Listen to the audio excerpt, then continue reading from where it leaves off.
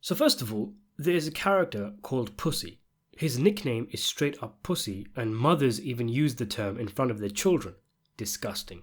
Yes, I know it's in reference to his cat burglar days, but that's not what's going to be on anyone's mind, nor was it on yours when you first watched the show.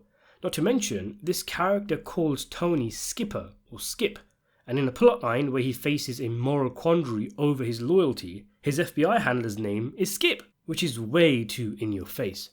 CGI Livia, whatever happened there. The twin thing the movie did, which threw a lot of people off, where Ray Liotta's character dies but then he returns as his twin brother, was also done in The Sopranos, when big-mouthed Philly is taken out, but David Chase thought the actor was so great they brought him back as his twin Patsy, even giving him a plotline where he grieves over his dead brother. Again, we don't really see a problem with this because it's spaced out. Spoons is taken out in season 2, but Patsy is only properly introduced in the next season. Not to mention, the show had 2 other instances of the same actors playing twins, like Carmela's neighbour, who had a scene where the twins talk, and there's no wide shot because it's pretty obvious that it's the same person. Actors also portray different people. Adriana's actress was a random hostess early on, and the most egregious example is Vito Spadafori's actor showing up in a speaking role as Gino in season 1, and yet plays a completely different fat fuck starting from season 2. Tony comes to the realization that his best friend is a rat because a talking fish tells him in a dream. Silvio Dante is simply a caricature. The actor is over the top and hammy, and there was pretty much no way for the actor portraying him in the movie to get the character right. It's a lose-lose situation. If he plays it straight, people would complain that the character doesn't resemble a young Silvio. If he does Silvio's mannerisms, people would complain, and they did, that it's like watching an SNL sketch, but that's pretty much what Steven Van Zandt's portrayal is. But it's because it's a fully ingrained, established element of the show that was there from the beginning that we sit still and take it. Think of it this way. Imagine there was no Silvio in The Sopranos, and then the character shows up in season 5 or 6. Do you really think us viewers wouldn't go, what the hell is this supposed to be? It's like a parody.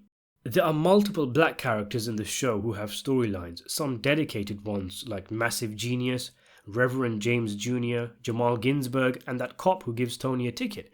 Plus, there's a fair bit of dialogue, especially during the HUD scam episode about the Newark riots, about how these characters were alive when it happened and they experienced it. The point I'm making is that many fans complain that David Chase wanted to make a Newark riots movie and slapped on a Sopranos sticker to get the movie greenlit, and that the movie went woke by focusing heavily on the black character Harold.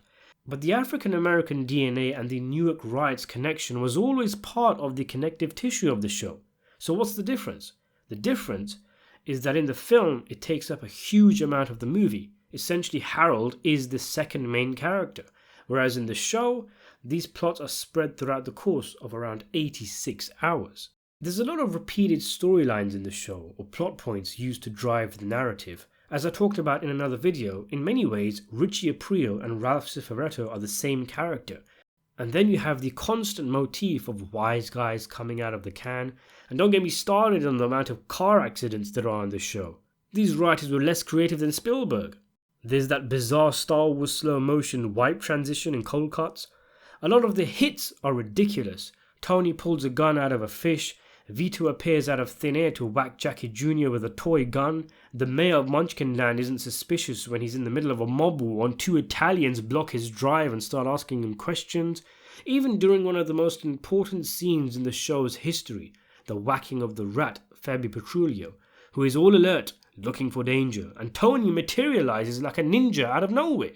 And then consider how easily they get away with hits in the show.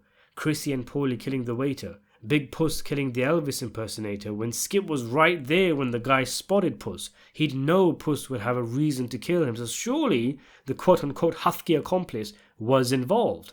There's a lot of times realism is thrown aside to make way for story moments or even comedy, like when Paulie and Silvio, 2 high-up made guys, take AJ, a middle school boy, to his prom. Tony beats up Mikey Pamlice, a made guy, right-hand man of Junior, and severely disabled with a case of fuckface-itis, and nothing is made of it. Yet, a few seasons later, when Tony punches Ralph, it's suddenly a big thing and a major storyline. Gigi's sudden health problem and blowing a gasket is a blatant writing contrivance to make way for Tony having to pick Ralph as the new capo of the April crew. They couldn't fucking sell it. The premiere of season 3, just for context, this is now after 2 seasons of the show being a smash hit cultural phenomenon. And when the 3rd season of the show starts, we get something of a silly spy caper satire with the FBI trying to plant bugs in Tony's home, and the Sopranos are side characters in their own show. Again, nobody cares, it was a really fun episode. But the reason we don't care is because it was just 1 episode in a 13 episode season. You can do weird stuff like that in a TV show, you can't do it in a 2-hour movie. The depiction of American football and soccer were ridiculous, like AJ becoming a hero after nabbing 1 fumble. That animal blundetto is dropped into the show out of nowhere, and the series furiously tries to retroactively convince us that he and Tony Uncle Johnny had a close relationship growing up, even though he isn't mentioned for 4 seasons of the show. And the show can't seem to decide on whether he's a genius with a high IQ or a moron, or simply whatever the plot needs him to be at any given time. And he's just one character. There's 4 fucking families we never see in the show, and we've got this pygmy thing in Jersey. Amid serious tensions between New York and New Jersey, we deviate from the main plot with a wacky test dream, not to mention how long Tony's coma dream goes on for in season 6A. During a fair few episodes, Vito becomes the main character of the show, and his plotline contains all sorts of ridiculous things, like the handlebar-tashed, Harley-riding Jim falling for this oval-shaped parade float. They fuck anybody and everybody over there.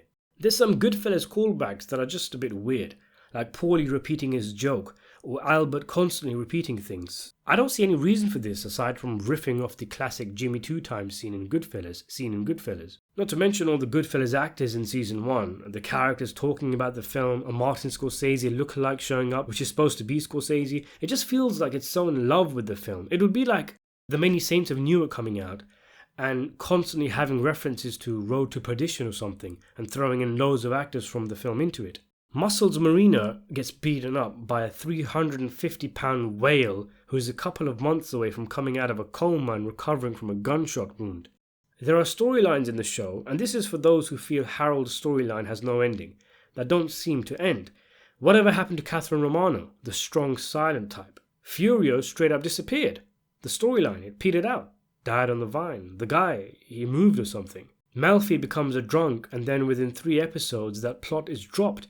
It's sad when storylines go young like that. Jackie Jr. is practically an underling in the mob, shadowing Richie April, and then in season 3, it's like they reset the character and he's a guy trying to do well in college. Timeline got fucked up. And I'm not even including any of the weird shenanigans of the pilot, like Calm confronting Meadow with an AK-47.